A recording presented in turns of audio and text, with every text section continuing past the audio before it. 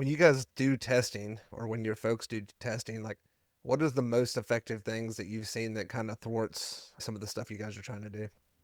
That's a great question. People start asking us like, "Hey, what do you think about this EDR solution?" We have no idea. We need to know from you. What do you think of it?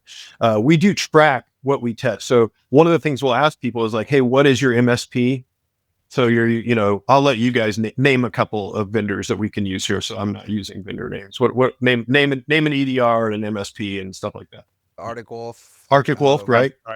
CrowdStrike, right? CrowdStrike. SecureWorks, right? So all of those, we do them pretty equally across the board. They're all very similar. Darktrace is another one. They're all good. They're all good. But Tanner asked specifically, what is the number one thing that kind of slows us down? So let's be fair in saying that, first of all, I am sending you something and asking you to plug it in, right? So we are simulating already that we've co-opted a device somehow, right? So there's a little bit, we're gaming it a little bit there. So we're simulating that we've already phished you or we've co-opted a device, right?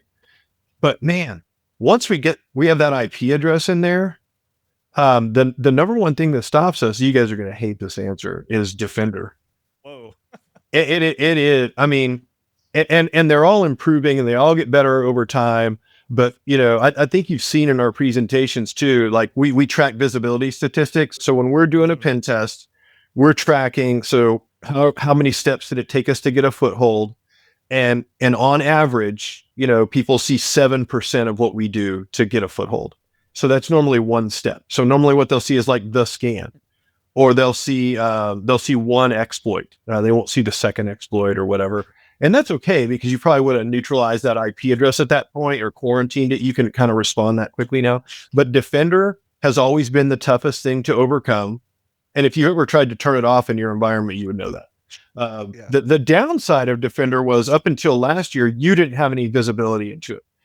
Now it is an enterprise product, but before it was just blocking everything and you didn't know it. But the others, like I think you said CrowdStrike or what, we just turn those off. Once we have some sort of a credential, which we get via a different way, we just turn those off. I don't know if you guys remember, when was it CrowdStrike that had the big outage last year? That was called. Yeah. I published on LinkedIn like, hey, just do these 4 things real quick, and everything will be back online. It's how we turn it off. You just rename this one file, reboot the device, you're good to go. Now you're unprotected at the moment, but at least you're not sitting at a blue screen.